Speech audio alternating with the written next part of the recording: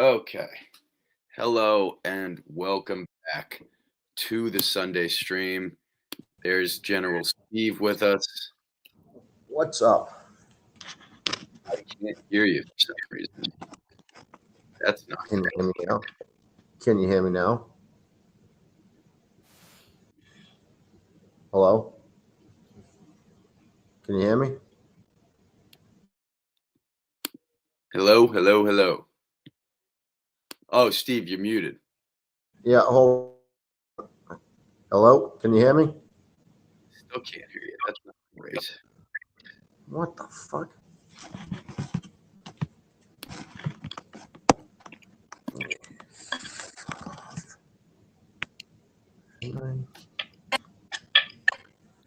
All right, I can hear you now. Oh, you can hear me now. Yeah, something's wrong with my microphone. I'm not going to use it. I'm over the audio settings. I don't even know how to do that. Yeah, I tried to mess around with some of the audio settings. It didn't work. Anyway, hello, everybody. Welcome back. We are back. NFL season is back. A few disclaimers before we start. If my voice isn't sounding great throughout this stream, I have a pretty bad cold. So please excuse the coughing and the weird voice and everything like that. Should be temporary. You're not gonna in the middle of the stream, are you? Steve, how you doing, man? I mean, football's finally back on. I finally actually know what to do with my Sundays, except for the mornings. We need a 9:30 a.m. football game every Sunday. You think every week? That's a tough thing to wake up for. Every week, I love those 9:30 a.m. football games because I just get so much anticipation for 1 o'clock that other than this, I'm just sitting here. Of course, I've been up since 5:30 for no reason, so I'm just all right. Hey, that's when I went to sleep. But anyway, let's get right into it, guys. I do have to cut out of here exactly at noon, so we're going to try and make the run as well as possible. Again, sorry about the possible audio issues. Just moved, so a lot of stuff I moved with me. Some stuff I apparently didn't. I didn't bring my pop filter with me. So this week, the audio, if it's not great, will be better next week. Let's go to the first game. We have Tampa Bay at Atlanta, division rivalry to start the season. Steve, what do you got? I am taking Tampa Bay this week. I was kind of back and forth on it. I just, at the end of the day, I trust Baker Mayfield more than I trust Michael Penix right now. And that's no offense to him. We just don't have that much on him. As far as NFL tape goes. And I mean, my man Mike Evans. Mike Evans is unreliable over here. Out of the way, we are both betting Mike Evans anytime touchdown today. I think it's a pretty standard rule of thumb that I'm usually betting touchdown situation. I don't know if anyone just get it out of the way. Meme of SpongeBob. If anyone's ever seen the meme of SpongeBob opening up his jellyfish thing and it says "Oh reliable" in it, that's my Mike Evans. He is my "Oh reliable." So let me get my notes up on this game. I have a lot of props this week and not a lot of size and totals. That's kind of just how I operate week one. A lot less data points for that kind of stuff, but we can still figure out what teams are going to try and do and how they're going to try and attack other teams based on personnel, based on coaching staff, et cetera, et cetera. I have the under in this game at 47.5 for a half unit. New offensive coordinator for Tampa, the post Liam Cohen era. I think that they're going to be moving the ball a little slower. I think that Atlanta's secondary, while not fantastic, is decent enough to stop the big plays. I think their run defense is the main concern for me here. I think Bucky Irving, I have him to lead the league in rushing yards this year, so I'm a big fan of Bucky. Um, I prefer the under. I have a couple systems leaning towards unders, although I don't really tend to rely on systems in week one because it's new rosters, new teams, new everything. But it's a divisional game. Week one, totals at 47.5. I don't see it getting that high. I think this is more like a 22-20 or 23-20 type of game. I see this being more of a grinded out type of situation rather than a teams going up and down the field on each other type of situation. So I don't have anything big in this game. I have the under at 47.5 for a half unit. Because this is a pick'em show, I am going to still say who I think is going to win the game. I do think that that's going to be Tampa. I don't think the change in offensive coordinator is going to be that different because Josh Grizzard, the new OC, was working under Liam Cohen last year. I just wonder if they're going to miss a beat, and that's kind of why I didn't want to go on to the Tampa side right away. Was just because I'm not sure exactly how they're going to handle some of the adjustment period. It's a divisional game in week one. You don't really necessarily want to take a big favorite in that situation, so I'm sticking with the under. All right, I like it. Grabbing my water bottle. Excuse me. Next game. And by the way, if anyone has any questions about any of these games, feel free to hit us up in the comments. We will answer them.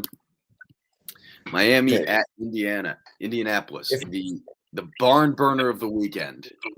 I heard that when people were talking about I can't wait for football to be back, the main reason was because they wanted to watch Daniel Jones face off against this elite Dolphins secondary.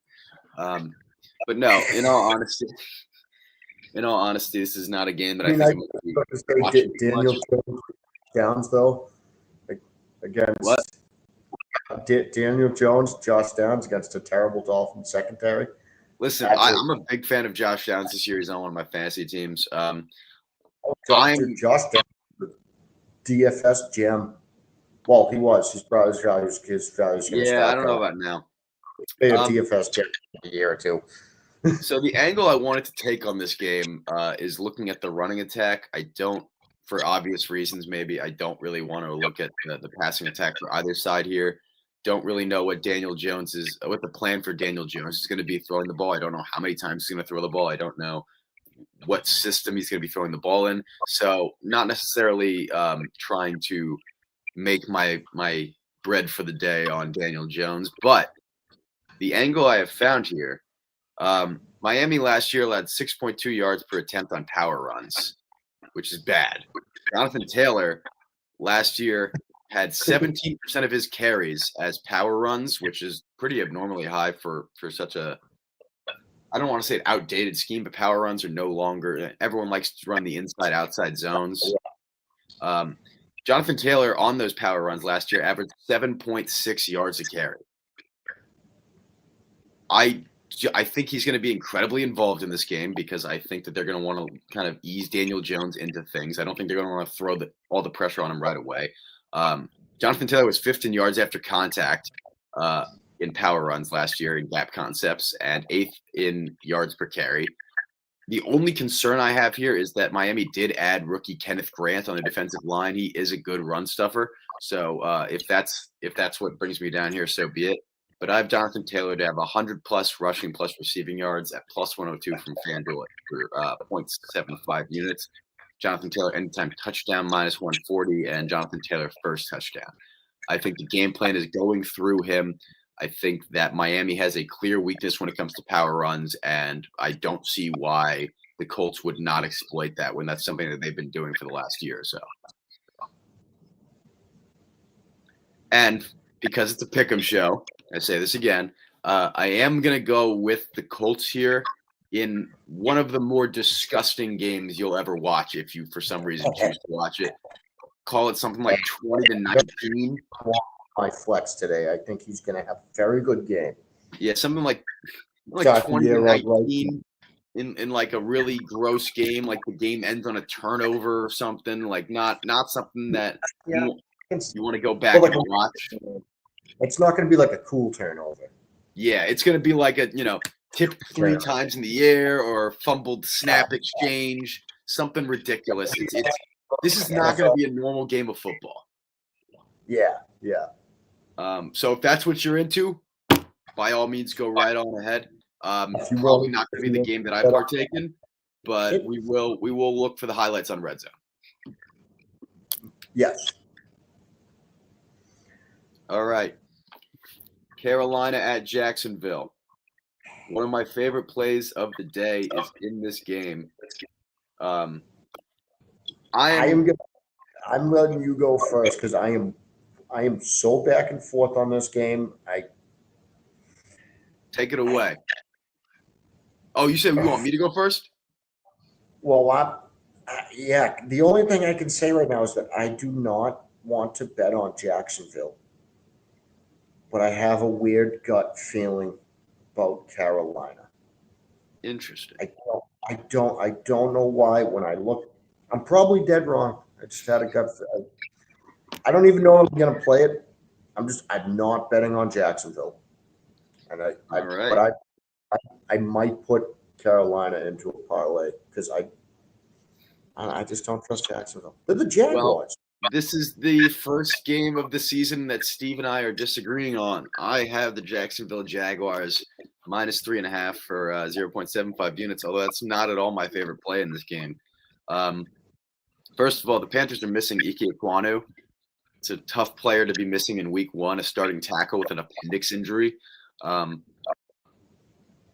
look at this game, I kind of did something a little different. I wasn't looking at why would I look at Jacksonville's numbers from last year? New offensive coordinator, new system. For example, last year Jacksonville was a zone running team. Liam Cohen comes in now. Liam Cohen was a man and gap running scheme guy in Tampa. I don't think he changes that here. I think he sticks with what worked for him.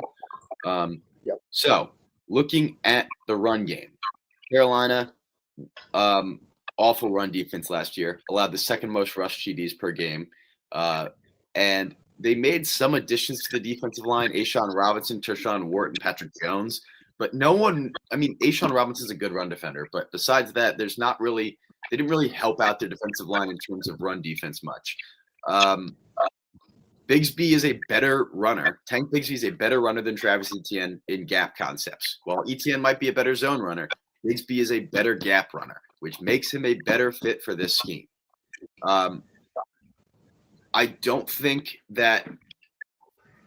I think that the gap scheme is going to help Jacksonville here, primarily because it's going to put double teams on guys like Derek Brown in the gaps and possibly double team linebackers further up the field to create room for Bigsby to run downhill. Furthermore, Tank led the team in red zone touches last year. He had at least 2 red zone touches in 9 games and had up to 14 in one of them. He gets 50% of the carries inside the 5-yard line, and that's only last year. And now Jacksonville has acquired 2 tight ends in the offseason that have made careers pretty much from blocking in Johnny Munt and Hunter Long. I see a lot of jumbo sets in this team's future. I'm attacking the run game, not just the Tank Bigsby area, the whole run game in this. So I have Tank Bigsby, 40-plus rush yards for a unit, longest rush over 11.5 yards for a half unit, anytime touchdown for a unit, 2+ touchdowns plus 1,100 for 0.2 units, first touchdown for plus 1,000 for 0.2 units. And I have Trevor Lawrence, anytime touchdown, plus 425 for 0.2 units, because Liam Cohen has made it a point in the news to say that they do have QB sneak packages and tush push packages in their offense this year. I think that at plus 425, we're getting a quarterback who's, I think, 6'5", about 230. If they do want to start doing tush pushes, Trevor Lawrence has the body type for it. I think plus 425 is good value for a very small sprinkle play if you're looking at alternatives to running backs in this game. I'm probably going to play Tank Bigsby for a touchdown. Tank Bigsby is one of my favorite angles on the slate. Big fan of his. And of course, as I said, I have Jacksonville minus 3.5. I think it's going to be a higher score game than people are anticipating. I think, this is not as much a slight on the Panthers as it is. I think it's just a good matchup for Jacksonville. This is a Panthers defense that Liam Cohen has faced multiple times a year while he was in Tampa. He knows what he's looking for. I don't necessarily see Carolina putting it all together in week 1, whereas I think Jacksonville's path to victory is a lot easier. It's establishing the run and basing everything off of that. So I'm going to go with Jacksonville in this one. All right. Okay. Oh yeah. We got a good game here. I'm gonna let you take lead on this one because I might talk for a bit on it. Well, okay, so I'm going to take the lead. When I say these things about the Giants, I don't want you to take them personally. I will. I don't want you to get offended. Okay? So I think the Giants are going to suck because the Giants sucked last year. Bold take. Yeah. I don't think the Commanders are going to suck.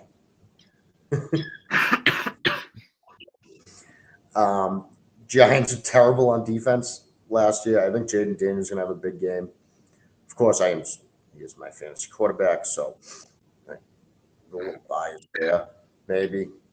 I also hate the Giants. I have the Commanders.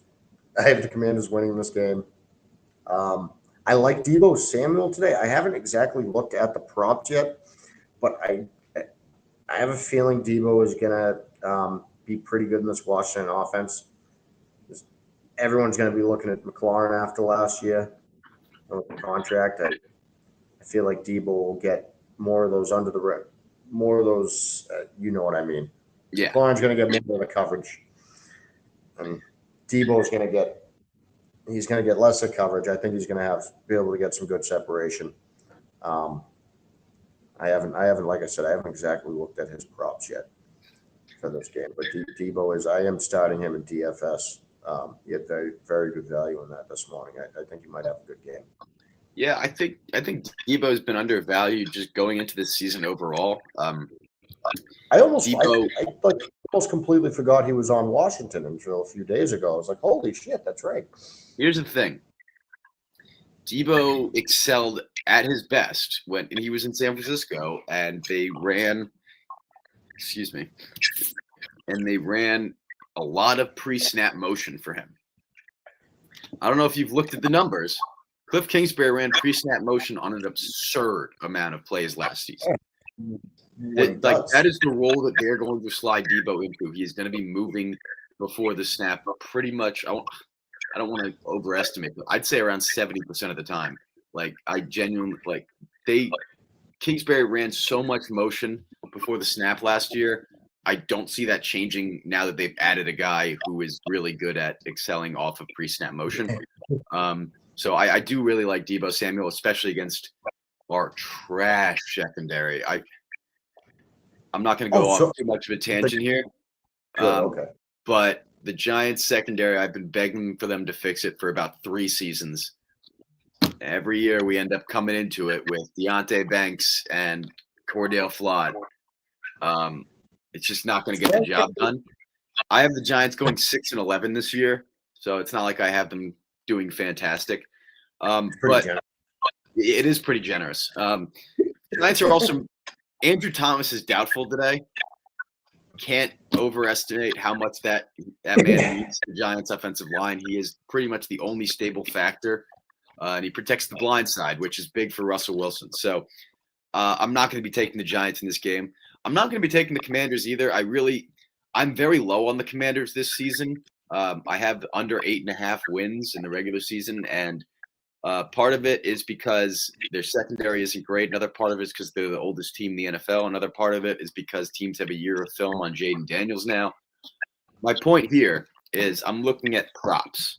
And my favorite prop of the game happens to be in this. I really didn't want to bet on anything on the Giants when I was looking at this game because I try to remain impartial. Malik Neighbors is going to have a hell of a day. Okay, Malik Neighbors is going to have a hell of a day. So if you're going to say Malik Neighbors, I can accept Malik Neighbors. Malik Neighbors has been establishing a connection with Russell Wilson all offseason. I think it's important to note if you watched Giants games last year, which if you didn't, I don't blame you. I watched them because I have to as a Giants fan. Malik Neighbors was pretty, I don't want to say checked out because he was still catching passes, but like you could tell that how annoyed he was to have Daniel Jones as his quarterback day in, day out. Russell Wilson, I'm not saying Russell Wilson is the pinnacle of quarterback play in 2025. I'm not. Trust me, I'm not. He is better than Daniel Jones. I don't think that's a high bar to clear, but he is better than Daniel Jones. I'm not going to call that a hot take. So, yeah, I think the ball is going to be going Malik Neighbors' way a lot here. Now, people have speculated that Marshawn Lattimore is going to shadow Malik Neighbors. Two things about that. Number one, if he does, barbecue chicken. I'm sorry, Lattimore is not – like we saw this last season. Lattimore, I don't know if it was the injuries. I don't know what it was. He can't keep up with the fast young receivers anymore. So if they do shadow him, barbecue chicken. If they don't shadow him, and I don't think they're going to shadow him because Lattimore didn't shadow a single player last year coming off of that injury, I doubt that their first game of the season they're going to want to send this guy who has had injury problems into shadow coverage on an island with Malik Neighbors. So I was hoping you'd have another food analogy. Barbecue chicken, baby. But that leaves rookie corner Trey Amos from Mississippi with the responsibility of facing Malik Neighbors out wide. First of all, Washington's a hybrid defense. They run a lot of man coverage. Malik Neighbors dominates man coverage, averages 2.7 yards per route run, over 1.25 yards per route run, better than the second best receiver on the Giants. He's at 2.57 yards per route run against cover 2 shells and 2.26 against cover 3. Now he's facing a rookie, and he has a quarterback that can throw a deep ball. He had 4 touchdowns against man-to-man coverage last season. And because of the Giants' inability to throw deep last year, he was only 83rd in average depth of target. I think that Russell Wilson is a guy that likes to throw deep, and we're going to see a change in pace here. I have a Malik Neighbors ladder. 70-plus receiving yards for 1.5 units, 80-plus for 1 unit, 90-plus for a half unit, 100-plus for a third of a unit, 125-plus for a quarter of a unit, and 150-plus for a tenth of a unit. And I have Malik Neighbors touchdown props. I can't. And by the way, if you think the Giants are going to lose this game, which a lot of people do, that plays into our favor here. Because if the Giants are losing, I was going to say they're likely to be trailing for most. They're going to have to throw the ball. There's really no reason to think that Russell Wilson won't be throwing the ball deep. Exactly. So I think Malik Neighbors has a big, big game here against a rookie in his debut, playing with a secondary that doesn't have a lot of depth, against an offense that they're not really going to know what the Giants are trying to do because no one's seen what the Giants offense is looking like with Russell Wilson. I think that the connection with Malik Neighbors is going to be there. And I think Neighbors has, I also have 1 touchdown, 2 touchdowns, and first touchdown. I think Malik Neighbors, I'm calling my shot now, 135 yards, 2 touchdowns, 8 receptions. Seriously. Ooh, okay. Couldn't be a bigger fan of Malik Neighbors in this game. He does like Malik Neighbors. Can confirm. Yeah, exactly. Officially. Moving on, we got another barn burner. Oh, yeah. Really? Yeah. Bengals and Browns. A game that everyone has been waiting all summer for. Yes. Get my notes up here. Okay. So I'm not taking either side here, but if I had to, I would take the Browns plus 5.5. The Bengals need to prove to me a couple of things. And it's not even about the week 1 issues that they've had in the past couple of years. I don't really take that into account. What I do past like 20 years. Yeah. What I do take into account, though, is Cincinnati's line does not really seem great on either side of the ball. No. Not good at all. Myles Garrett's still on that other side of the field on the defensive line. I'm worried about Cincinnati's offense and their ability to get going early if they're getting pressured heavily. And I mean, I as you can tell, I'm not really sold on either side of this play, but like, what has Cincy's defense done to show us that they can? Like, Joe Flacco is not a great quarterback, obviously, anymore. But if you give him time to throw and let him be comfortable, he can still sling it. And Cincinnati is not a team that gets a lot of coverage. The defensive line isn't good. Trey Hendrickson didn't play any training camp, any practice whatsoever. So, I mean, a sneaky play here would maybe be the Browns plus 5.5, but I can't bring myself to do it. I just can't. I don't. Their offense is terrifying to me, Cleveland's, and since he scores 30 points, I don't know if I can trust Cleveland to get to 25. Looking at props here, Cleveland's a hybrid defense, cover 1, 2, 3 shells. A lot of man-to-man. This might drive some people towards Jamar Chase. I'm here to tell you that those people are wrong. It's T. Higgins. It's T. Higgins today. Higgins is the number 1 wide receiver on the team in yards per route run against man-to-man coverage. He kind of struggles with cover 2, but is second in yards per route run on the team against cover 3. With how much he lines up outside, he's getting Greg Newsome while Jamar Chase is getting Denzel Ward. I do expect Denzel Ward to shadow Jamar Chase for a good portion of the game. Not that I take this into account very much, but T. Higgins has had a lot of success recently against the Browns. 2 touchdowns in his last 2 games against the Browns, 3 in his last 4. The weather is good. Total is relatively high. T. Higgins had the second most red zone targets on the team last year, and Greg Newsome is not a very tall corner, so I could see fade routes to T. Higgins as well. I have T. Higgins anytime touchdown plus 120. That's my only play in this game. I like so I actually have Jamar Chase as my top receiver in DFS today. My bad. My bad. Yeah. Sorry about that. I might be wrong. I'm not perfect.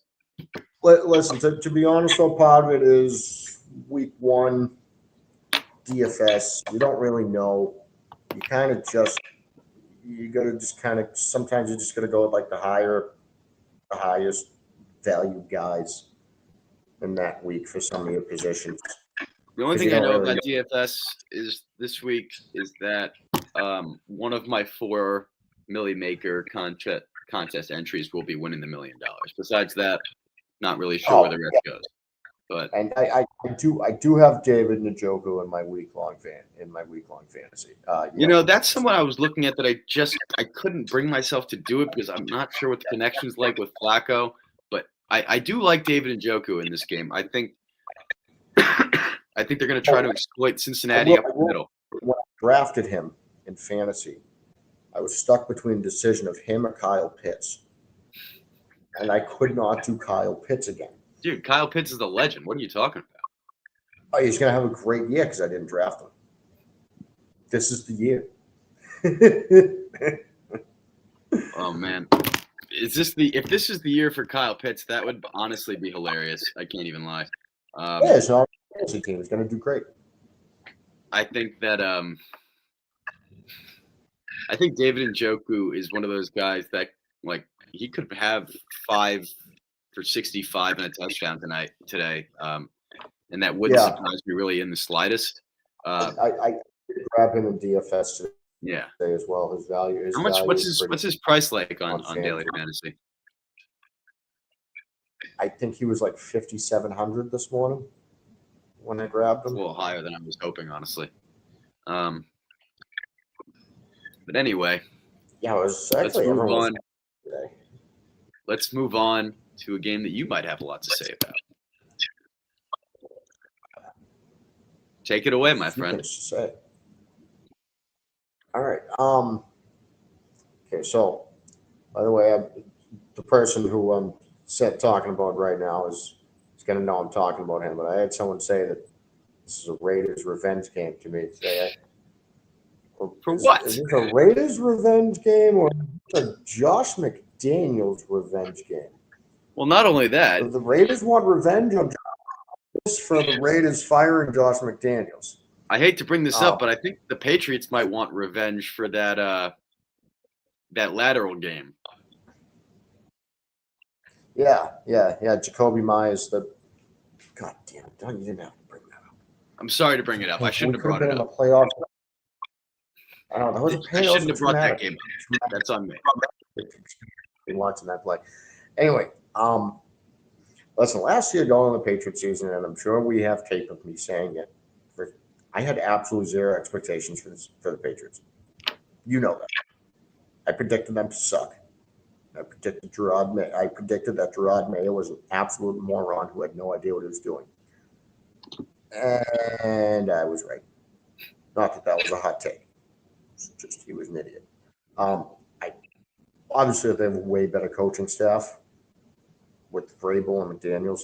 I love their draft this year. I think Travion Henderson was just like tailor made to play football in the Josh McDaniels offense. Like he was born to play running back. And I mean, of course, they signed an undrafted 5'10" white guy who runs good routes, which we all know how dangerous that can be. On talking Efton Chisholm. We got Efton Chisholm mentioned on the stream. Thought we want you. On this stream, we like Efton Chisholm. Oh, we love Efton Chisholm. Yeah. I have the Patriots winning this game. And also, I will say the weather's terrible today. I expect the Patriots to be running the ball a lot. And, you know, a lot of times McDaniels has not been known to have a lot of designed running plays for quarterbacks. He's also not usually had quarterbacks that are good at designed runs. I've seen a lot of people that like Drake May rushing props this week. Drake May, it's right now at plus 360 on FanDuel for a Drake May anytime touchdown. You got a rainy day. A quarterback who was obviously last year was one of the things he was better at was running in the red zone. An offensive coordinator who was good at dialing up plays to get the most out of his players in those situations. And like I said, McDaniels has never been known for calling quarterback runs.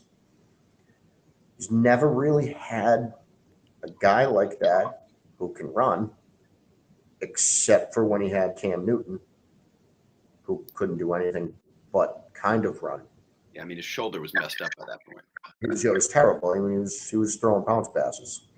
And by the way, at some point in the future, I want to have a conversation about how history has viewed Cam Newton, but we'll talk about that some other time. Yeah, that's a whole other conversation. It'd be like an hour-long episode, honestly. Yeah, I mean, we have to cover the hat collection. Okay, so you know what? One thing on Cam Newton. I saw this on Twitter earlier, and it was a picture of Cam Newton with like his whole dress up with his hat and everything. And someone said Cam Newton looks like a guy whose only mode of transportation is a hot air balloon. And I don't know why that is so funny to me or why I can picture that. Can you not? Honestly, I don't know who said that, but props to them. That's funny. Flying around the hot air balloon. Let's go. So back to the Patriots. I have Drake May anytime touchdown today. I may play Stephon Diggs anytime touchdown today. But I would take either one of both Henderson and Stevenson. Are in like Stevenson was plus 145 anytime touchdown. Henderson is a plus 120 or something, plus 130. The last I saw, the weather here in New England, the Patriots are going to be running the ball. Any of those rushing props, Henderson, Stevenson, and May, anytime touchdown, I think any of those are a great play this week. Okay. So for me in this game, got straight to the point. I think the Patriots win. I think the Raiders could cover. 2.5 points as of last night. I'm not sure what it is this morning. I think it's going to be a really close game. Really close game. For starters, I don't think the Raiders do well on the ground here. Patriots have a solid run defense already. They added Milton Williams. Harold Landry as well. Harold Landry as well, though he's more of a pass rusher than a run stuffer. I don't know how much work Genty is going to get in a rainy day on a slick field in his debut. I'm not a big fan of Genty stuff today. I might actually take his unders. I'm not sure. The areas I do want to target, although very, very little, because, again, not a big fan of a lot this game. I have 4 long shot touchdowns on today's slate, and one of them is in this game. The Patriots secondary, I'm sure you will agree with me, is questionable at best. DJ James is going to be guarding one of the outside receivers. I think he's going to be on Trey Tucker. I'm not a big DJ James guy.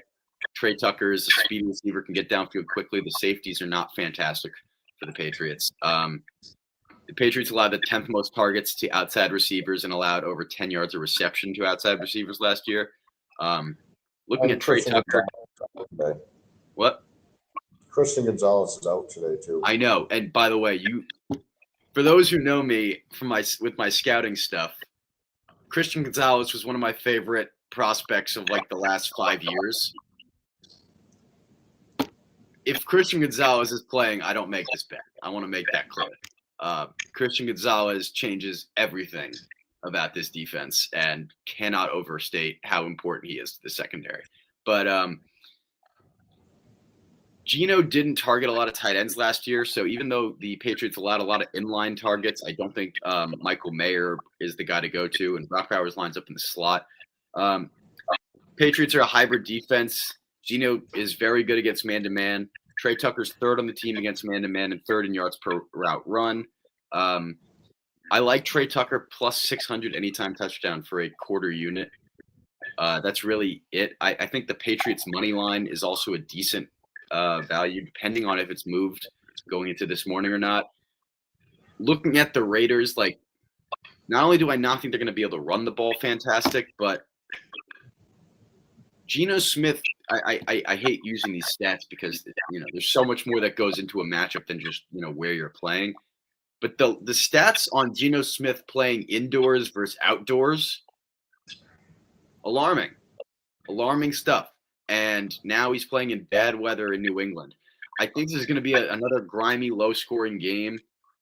Give me the Patriots like 18-15, or not even 18-15, like 22-20 or something, like a 2-point game in a low-scoring affair. I'll take Trey Tucker props. And I think I might add, I'm kind of talking myself into Patriots money line right now, for being honest. I might add that. So I do have one other one for you while we're on this game. Hit me. Over under how many times does Tommy DeVito get mentioned for absolutely no reason at all? Tommy Cutlets, baby. That's my guy. Shout out to the former Giant, New York Giant legend. We'll never forget the Packers game. For Drake May to run a touchdown, running like his second touchdown of the day, and the announcers just be like, and look, there's Tommy DeVito's mom. Sean Stellato going to be in the crowd, I'm sure. Hey, listen, I wish if there were Tommy DeVito props, this would be a different story. No. But I do, in all seriousness, I really hoping the best for that guy. Gave a lot of effort to the Giants organization that did not really put a lot of effort back into him. Always got to respect a player that really pushes through that kind of stuff. All right. Fair enough. The revenge game to end all revenge games. The schedule makers knew what they were doing. And here's another clash of the Titans. Yeah, another game that everyone's been marking off on their calendars. Revenge games for all. Rodgers facing the team that refused to entertain the idea of re-signing him. Both these teams and the players on them. Justin Fields facing the team that benched him while he had a winning record with them. So, a little bit of on either side.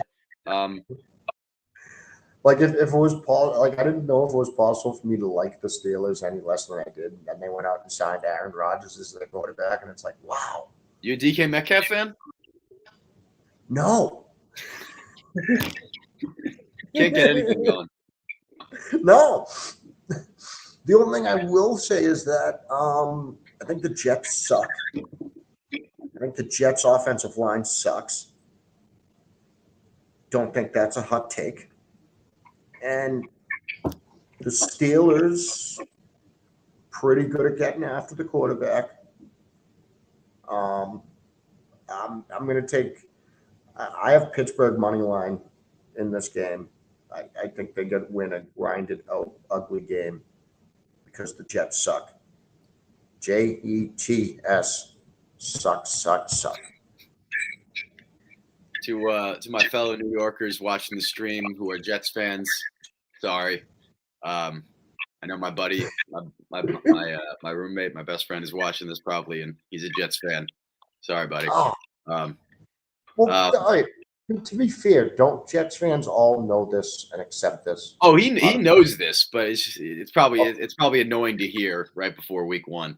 So in a Boston accent. In a Boston accent, exactly. Week one, Pittsburgh Jets. This is one of the only games. This is one of two games on the slate that I have absolutely zero props for. I don't have anything on it. I don't like anything on it. The Steelers are a single high defense. Steelers run the most single high in the NFL. Justin Fields struggles against single high, so I don't want to look at the passing game there. The running game, maybe. Pittsburgh was 31st in yards per carry allowed to zone runs last year. Breece Hall was the better zone runner for the Jets, so maybe Breece Hall stuff is in play, but there's too many concerns about the offensive line there against this defensive line for me to really feel comfortable, going all in on Breece Hall here. This game is going to come down to Aaron Rodgers, and I know that that's like a lame thing to say, but the Steelers are a zone running team. The Jets were the best defense in the NFL against zone runs last year. They're going to be prepared to see the run. I don't think that Jaylen Warren and the Steelers are going to be effective on the ground. So this is going to come down to whether or not Aaron Rodgers can do enough in the air against this Jets secondary. I don't know. Like, sometimes you got to admit what you don't know. I have no idea how Aaron Rodgers is going to perform against the secondary. He could throw for 350 yards and 3 touchdowns. He could throw for 120 yards and 2 interceptions. I really have no clue which way this game's going to go. I would look at the total, but it's already down at 37.5. It's gone down from open. There are some games where you kind of just got to be like, if I don't see anything, I don't see anything. You forgot to mention the other thing that Aaron Rodgers could very likely do today. Ayahuasca? He could say something totally weird in the press conference after the game. Well, I am working for SiriusXM today, so hopefully I'm working that press conference. That'll be fun. All right. Moving on to 4 o'clock, and we have stumbled upon another game that I have 0 bets on. The only other game that I have 0 bets on. This is just a weird situation for this game. Like, how is Kellen Moore's offense going to look? Is Kamara going to be the feature back? Are they going to switch it up by committee? How willing are they to send Olave over the middle? The Cardinals defense, not the defense, sorry. The Cardinals line is a little iffy for me. I was looking at James Conner stuff, Kyler Murray stuff. I just I don't love it, to be honest with you. Like, there's nothing in this game that I can really point to and say, this is an advantage that I think isn't. I think the market has been pretty efficient on this game, is my point. I think Arizona's a good team. I have Arizona with a winning record this year. I think they win this game, but the spread's like 6.5 week 1 on the road. I just think there are better areas to target on this big slate in this game with a lot of unknowns. My guy, one of my favorite people to bet on in the NFL is Rashid Shaheed. I love Rashid Shaheed. Everyone from last year knows I love betting on Rashid Shaheed. I like betting on against zone coverage. Arizona is kind of a hybrid defense. I don't really know if I go with here, but my point is I don't really see any angle to go with at anything. If I had, gun to my head, pick a side, I'm picking Arizona minus 6.5, but not putting my money there. Yeah, I got nothing on this game either. For the sake of the show, Arizona's going to win, and it's not a hot take. Yeah, I don't think so either, honestly. All right, San Francisco at Seattle. This is a big game for San Francisco. I know it's only week 1, but this is a big game. I don't know. I think McCaffrey is on track to play, but just because he's going to play doesn't mean he's going to get a full workload. Also doesn't mean he's going to get the ball in the red zone. I don't know if they want him to get hit like that repeatedly. It stacks boxes. I think that's the reason they brought Brian Robinson Jr. over. And if he gets inside the game inside the 5-yard line, Brian Robinson Jr., there's a lot of value there. Brian Robinson Jr. averaged 7.3 yards per carry on power runs last year. Seahawks allowed 6.3 yards per carry to power runs last year. I think it's important to note that Brian Robinson has never run behind a guy like Trent Williams in his career. He's never had a Kyle Shanahan run scheme in his career. And McCaffrey, this is not a normal injury from McCaffrey. This is a calf. This is what leads to an Achilles. I think that they're going to be extremely cautious with Christian McCaffrey today. I don't know what the prices are. Maybe things have changed. I have Brian Robinson anytime touchdown plus 440 at 0.33 units, a third of a unit. And I think that there could be a lot of value here. He's one of my long shot guys. I genuinely think that the scheme fits up right for him. The injury work fits up right for him. Seattle was 22nd in yards per carry allowed to zone runs last year. San Francisco was 5th in yards per carry in zone runs last year. I think this is a Brian Robinson Jr. day. I think a lot of people are going to pick C-Mac. I think a lot of people are going to pick Kenneth Walker. Brian Robinson Jr. is now up to 560 because McCaffrey has been ruled in. So I lost value there. Hate to see it. But if you're looking at it now, I can't find a more valuable play in this game than Brian Robinson Jr. to score. I like that. Probably going to play that. Yeah. And on the other side of things, I have Torrey Horton over 13.5 longest reception. I just think San Francisco secondary, I don't know if you've looked at that depth chart, weak. It's weak right now. And they allowed a lot of stuff to outside receivers last year. Torrey Horton made the starting receiver spot as I think, 3rd-round rookie, maybe 4th. Big deep threat. Darnold likes to go deep.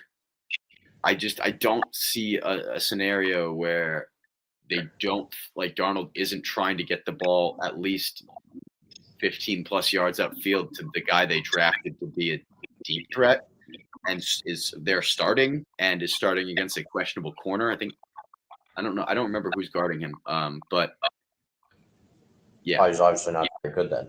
San Francisco secondary is absolutely brutal at this point, and I think this also leads me to my next play in this game after Torrey Horton, which is the over. I have over 43.5 for a unit at FanDuel. I think this number is off. I think this number should be 44.5, closer to 45. I want to see if it's changed. No, it's still 43.5. I don't get it. Maybe it's the whole Darnold of it all with a bad offensive line. So they think he's going to regress. I can see that. I can understand that. I don't see the defenses as that great in this situation. I think Seattle's going to let San Francisco run all over them.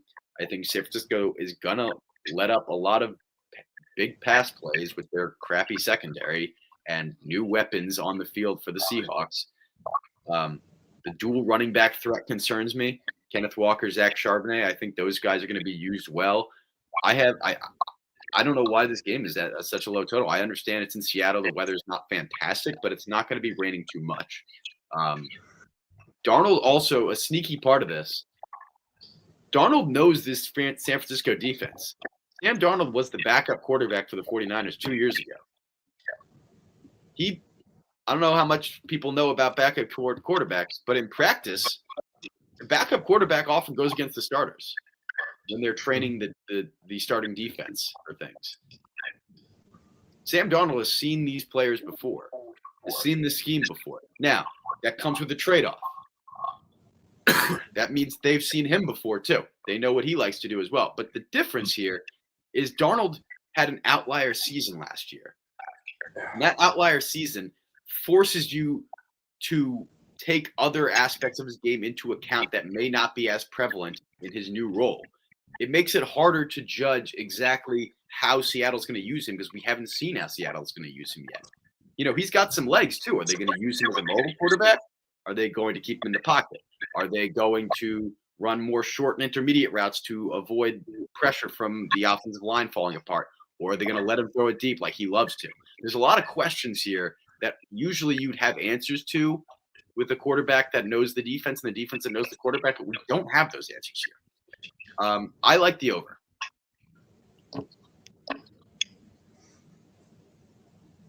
All right. That sounds reasonable to me. Sorry, I know that was a bit of a ramble, but I like. A ramble. Do you think Sam Darnold will coast? You know me. I like to ramble in these things. It's kind of my thing. Another beautiful, fun game everybody is looking forward to. The Broncos are 8.5-point favorites at home against a rookie quarterback, Cam Ward. I'm not really looking at sides here. If I had to lean one, I'd probably lean Denver minus 8.5 just because I typically like to bet against rookie quarterbacks on the road in their first start. But the fact of the matter is there's a lot of unknowns with Denver. I don't know the running back situation. I don't know if Dobbins, who's going to be the goal line back, who's going to be the third down back, who's going to get the receiving yards, who's going to get more routes, who's going to be the blitz pickup guy. I don't really know these things, so that throws a wrench into some parts of this.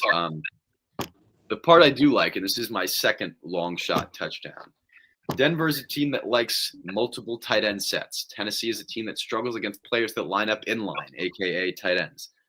Adam Troutman was second on this team in yards per route run last season against cover 3 and ran the second highest percentage of routes against it, as well as the most routes against cover 4. Now, I understand Evan Engram has been brought in for the express purpose of being the starting tight end in Denver. However, Engram was a slot receiver 50% of the time last year. He lined up in the slot quite often because of his ability to play like a receiver and his build. Now, as I mentioned, Denver likes to run. My dog's getting groomed, so there's a little noise in the background. But I'm out at my parents' place on Long Island, so if you heard my mom, that's why. Shout out Mama Hilda. Adam Troutman is going to be at least the second tight end in that 2 tight end set. Plus 900 for Adam Troutman to score a touchdown for a quarter unit. I could think of worse things to put a wager on. Seriously. And this is not like me saying go out and put Adam Troutman in all your parlays. I don't know what percentage of snaps he's going to play, but I do think he's going to be on the field more than people expect. I do think he's going to get more targets than people expect. If there were Adam Troutman reception props available, I would have taken over 1.5 or whatever it would have been, because I think it would have been 1.5, probably around minus 110, minus 115. But all we got is the touchdown prop. As I said, gun to my head, I'm taking Denver minus 8.5 here, but it's just not the side I would ride with. It's not even the game I'd really ride with. I'm more interested to see what tendencies Cam Ward comes out with, so I can evaluate that for future games. Yeah, I don't really have any bet on here. I got Harvey in my fantasy team because I had the 12th pick and I had to take a flyer on running back. I like RJ Harvey a lot. I think he ultimately becomes the lead back here. I just don't know if that happens in week 1. A great day.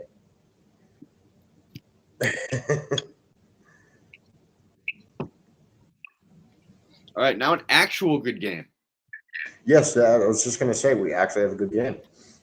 So, looking at some injuries real quick, Micah Parsons in his debut, dealing with a back problem, also going up against Penei Sewell. I would not be surprised if he is not the biggest factor in this game. First area I want to target. Packers allowed the most targets for running backs all year last year at 19.2% of targets coming out of the backfield. In 4 games against the Packers, Jahmyr Gibbs had 4+ receptions in 3 of them. Additionally, new offensive coordinator for Detroit is a Ben Johnson disciple. I think they're going to continue to try to get the ball to Jahmyr Gibbs in open space, especially against a team that kind of has some overcommitting linebackers in Green Bay. Quay Walker does overcommit on pass coverage. Offensive coordinator, just try to get the ball to Jahmyr Gibbs in space. Like, even if you're not a Ben Johnson disciple, I feel like honestly, I think anyone could really come up with that game plan. But I mean, in terms of like specifics, screens, creative ways to do it, I think they're going to be. I've seen that concern about the Lions this year with the different coordinators on both sides, and I slightly understand it, but I don't think there's going to be that much of a change in the offense. Yeah, the offense I don't think will be that different. The defense I think actually might be. But the defense is changing. The offense I think is basically going to stay relatively the same. But Jahmyr Gibbs over 3.5 receptions is plus 130 over on Caesars. I love that play. I really do. I love Jahmyr Gibbs. I think Jahmyr Gibbs is a big day. He's in my DraftKings DFS lineups primarily because of the receiving aspect of things. Also, Green Bay has a problem with slot receivers. Last season, Jalen Naylor had a touchdown against him in Week 17. Amon-Ra St. Brown had a touchdown. Sorry for the barking in the background. Michael Wilson had a touchdown in Week 6. DeMarcus Petunia.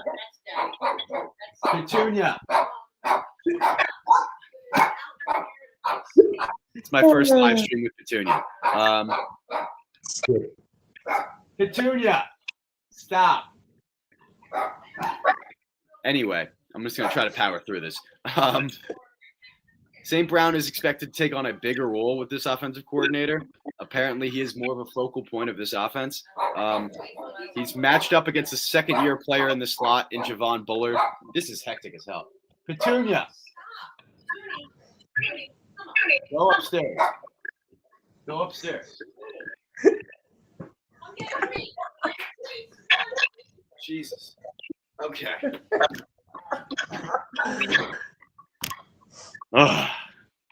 That's my dog. Anyway, St. Brown is expected to take on a bigger role against this offense. In this offense, he's facing a second-year slot corner in Javon Bullard. Green Bay is a heavy zone coverage team in cover 1, 2, 3 shells. St. Brown saw a 20% increase in targets and a 22% increase in yards when facing zone covers last year. He's the best wide receiver on the team against cover 1, second best against cover 2, and best by a wide margin against cover 3. So I like Amon-Ra to have 60 or more receiving yards, minus 148 for 1 unit at FanDuel, and anytime touchdown plus 145 for a half unit at FanDuel. In terms of who wins this game, I have the Lions. I know the Packers are favored. I think it might be a little bit of a what's called a sharp trap. For those who don't know, basically a sharp play is when you have, what you think is an edge on the sports book. Sharp trap is basically the sports book allegedly. This is the idea of it. I'm not saying what I believe in or don't believe in, but the idea is that they're setting a line that they know sharps are going to jump on the other side of, knowing that they have an advantage that maybe we aren't aware of. Regardless, I think I decided to stay off of this line primarily because I think it's going to be a high-scoring game, and plus 2.5 is not really a great feeling for a high-scoring game underdog. If this line hits 3, I will be adding the Detroit Lions spread to my card. I don't think it's going to hit 3. I would be a little surprised if it does. In fact, yeah, it's down to 1.5 now on a lot of books. So not really a lot there. If you're going to take the Lions, quick thing, I'd say take the 1.5 instead of the money line. A lot of people seem to like the money line because they don't think it's that big of a difference. Games end within 1 point sometimes. That happens. If you're going to take the Lions, I'd say usually they juice like. Here's my thing. It depends on the price. If the Lions plus 1.5 is minus 110 and the money line is minus 130, you take the plus 1.5. If the money line is minus 120, then we start getting into different conversations. If it's below 120, then you probably take money line. So it's really all about the price that you get. I think a lot of people need to kind of understand the difference in values of price more than just what you think is going to happen. Price matters too. So moving on, last game on the 4 o'clock slate, Texans-Rams. Houston is missing some players: Braxton Berrios, Christian Kirk, Danico Autry, and Joe Mixon. New offensive coordinator for the Texans was, and this is something that I have not seen really anybody talk about, the new offensive coordinator for the Texans was the pass game coordinator for the Rams last year. He knows plenty about what the defense there likes to do because he had his offense practicing against them every day last season. Additionally, the news is that his new system is allowing C.J. Stroud to make a lot more pre-snap changes at the line. I'm excited to see how that goes because Stroud was a good pre-snap adjuster at Ohio State, and we really haven't seen a lot of it under Bobby Slowick's offense over the first 2 seasons. I'm really excited to see how that pans out. Houston is a zone running team, but this guy, this new OC, the scheme in Los Angeles was a man and gap scheme. It'll be interesting to see whether or not they go for a zone or a gap scheme here in Houston. Obviously, because of that, I can say that the Rams are a man gap running team. The Rams are allowed the 3rd most targets to inline guys all last year. Over the last 4 games last year, they allowed 4 tight end touchdowns to guys who line up inline. They also gave up at least 4 receptions to the starting tight end in 6 straight games to end the season. The Rams are a heavy zone team. Dalton Schultz had a 13.5% increase in targets and a 49.5% increase in yards against zone coverage last year. It's a great matchup for him. Schultz was targeted 85 times last year and at least 6 times in 8 games, at least 5 times in 10 games. I also think it's worth noting that with Nico Collins drawing all the attention on the field and 2 starting receivers, 3 if you count Tank Dell, missing for the Texans, and now because of that, the 2 Iowa State receivers are both being forced into starting spots. I think Dalton Schultz is the safe option here. I think C.J. Stroud will see it the same way. Especially, he's played with Dalton Schultz for multiple years. Now C.J. Stroud is going to be able to audible to a hot route to Dalton Schultz if he wants to at the line, which he previously was apparently not allowed to do under Bobby Slowick. With Mixon being out, I think the pass game becomes more prevalent.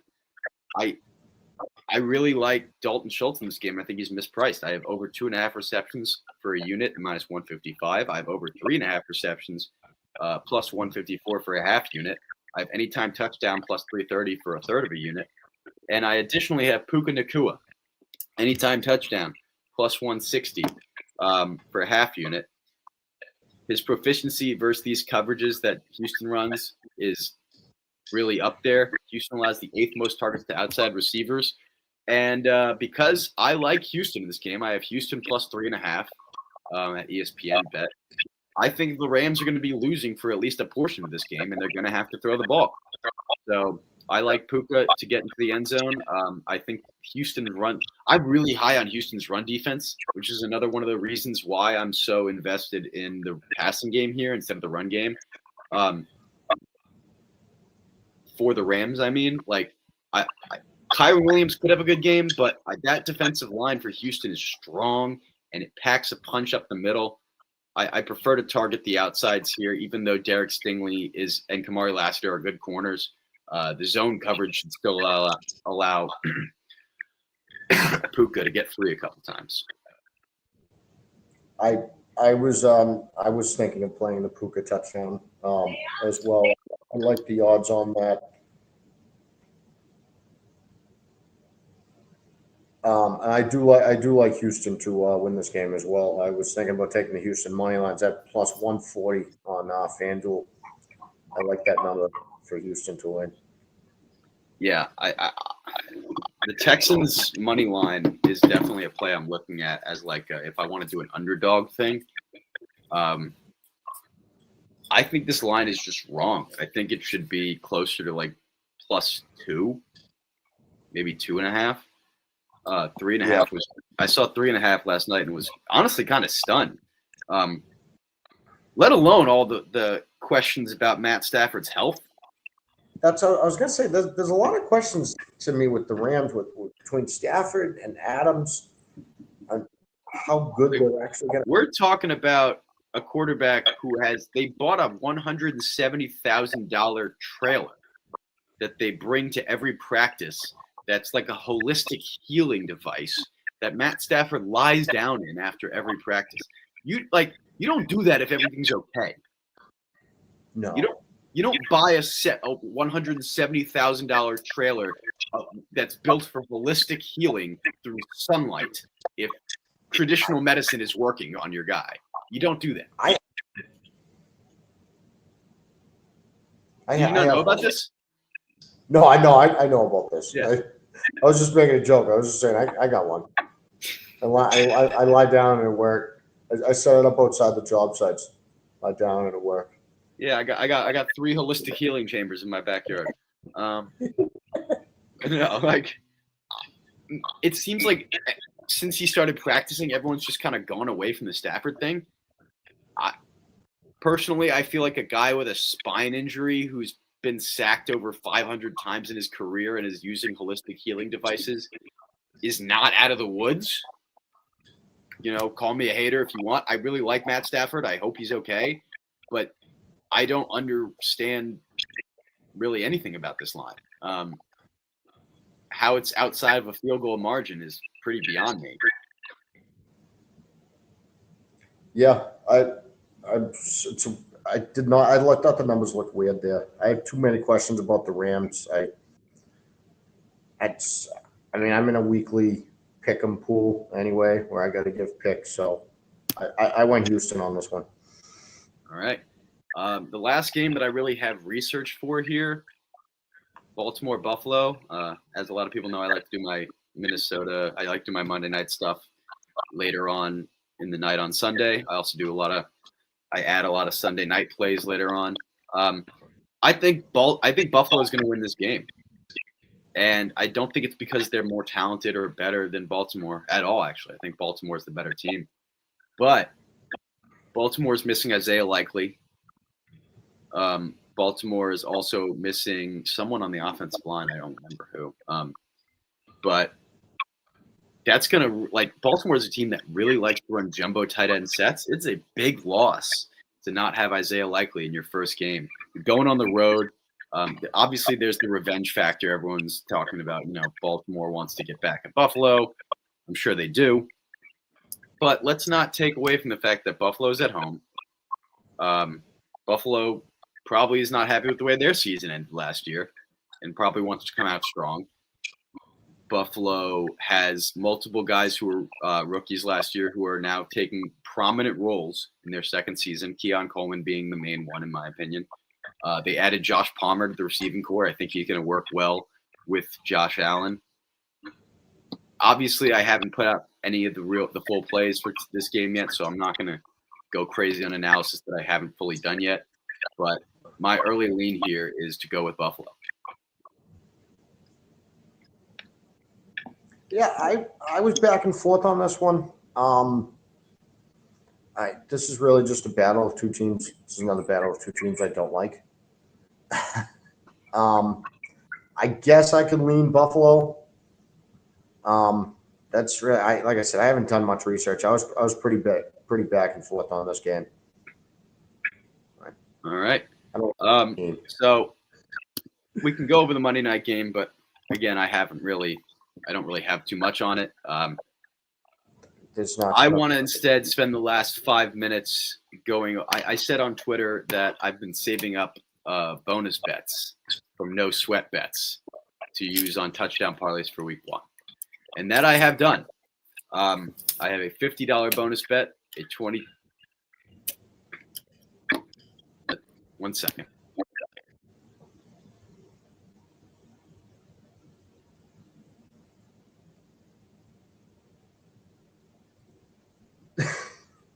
Well, if I had Sam's prop bets, I could give them to you for him, but I don't. Jesus Christ. I said on Twitter I've been saving up No Sweat Bets for my bonus bets, and I had a $50 bonus bet on FanDuel, a $22.50 bonus bet on DraftKings, and a $10 bonus bet on FanDuel. It is important to note I don't usually have these, so I'm not always going to be giving out wild touchdown parlays. But my $50 bonus bet, I will tell you right now, I used on Tank Bigsby anytime touchdown, Malik Neighbors anytime touchdown, T. Higgins anytime touchdown. On FanDuel, $50 wins you $663. My second bonus bet on DraftKings, $22.50. Puka Nacua, Dalton Schultz, Jonathan Taylor. This was, by the way, before I made my Amon-Ra St. Brown bet. Honestly, I don't love the same game stuff with Nacua and Schultz. I might replace Nacua with Amon-Ra if you're in that situation. But regardless, $10 bonus bet. This is the one I used the long shots on, and I round robined as well. Trevor Lawrence, Trey Tucker, Adam Troutman, Brian Robinson Jr. A $10 bonus bet wins you $18,900. Now, that is not going to hit. I'm telling you right now. It's not going to hit. So don't go crazy on that. I used it because I had 4 long shot touchdown scorers and a $10 bonus bet left over. But with that being said, $2,000. Yeah. All right. I also hit it with the round robin. So there's possibilities there to win even if they don't all hit. And if none of them hit is what it is. Not losing sleep. But the first touchdowns, T. Higgins, Dalton Schultz, I used my no sweat token on FanDuel for a $10 bet that wins $1,200. And I believe, yes, I used my last $15 bonus bet on DraftKings on a first touchdown bet of Malik Neighbors, Jonathan Taylor, and Tank Bigsby to win $9,000. So, a lot of crazy stuff. I have more lays that are also props. I have this and that, but I'm not going to take you guys through every single play. Just know that my favorite prop play, if I had to take one right now, would be Malik Neighbors, 70-plus receiving yards, Tank Bigsby, 40-plus rushing yards, Jonathan Taylor, 100-plus rushing plus receiving yards. That's at plus 441 at DraftKings. I used my 50% Sunday NFL boost to take that to 662. So that one I like a lot as well. Anything else before we wrap up for today? Did I tell you how much I hate the Jets? I think you might have mentioned it. All right. Yeah. That might cover it then. Also, shout out Jalen Carter for giving me a laugh. Yeah. Yeah. Because as a Giants fan, all I want to do is see both teams fail. And obviously both teams can't lose. But a way to lose on a personal level for a player at least, to get ejected before a snap even happens. So yeah, that was fun. So that's one more thing that I'll say, just to wrap us up, is that it was nice to see on Thursday night that some things never change. The Eagles are still trashy, and the Cowboys are still irrelevant. Amen. God bless the Cowboys being irrelevant, hopefully till the end of time. And I truly, and I say this without an ounce of sarcasm in my body, I hope Jerry Jones lives forever. I sincerely hope that man never dies, because the amount of talent that he has squandered out of that city. I mean, you're talking about a guy that ran, like, he was unhappy that Jimmy Johnson got credit for winning Super Bowls, so he fired Jimmy Johnson. This guy runs a team based off of ego, not off of what's best for it, which I personally, as a non-Cowboys fan, I love it. It's amazing. It's so fun. I'm sorry for the Cowboys fans, but you're a Cowboys fan. You probably hate me as a Giants fan, so there's only so much sympathy I can feel for you, especially since I'm a Giants fan and we suck too. So, and being from Boston, I don't feel sympathy. But that'll do it for us here at BCMG.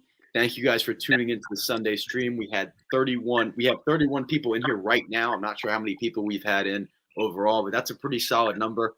Really appreciate everyone spending the beginning of your Sunday with us. Normally, I'd say I'm excited for 7 hours of commercial-free football. I guess I'm just excited for 7 hours of red zone football. Can't wait for every 8 minutes we get to now 8 minutes of commercial-free football. Yeah. So I'm going to be excited for it anyway. It's football. I've waited 208 days, actually more, 210 days for this day to arrive. I went to sleep at like 5 a.m. last night, and I couldn't sleep because I was so excited. Does that make me a little bit of a nerd? Absolutely. I take that with pride. I do not care. I'm a football nerd to the day I die. And Steve, it's been a pleasure on the stream with you breaking down week one. Next week, I will not be available to live stream. I'm going to an engagement party for a couple of my friends up in Maine. I will not be able to have my equipment up there, but I will still be putting out my plays before I leave for Maine. So keep an eye out for that. Steve and I should be back in 2 weeks to break down week 3. I will try to get us live next week. Yeah, hopefully I can get a pop filter for my mic and my throat will not be as sore this time. Have a good one, everybody. Appreciate you guys.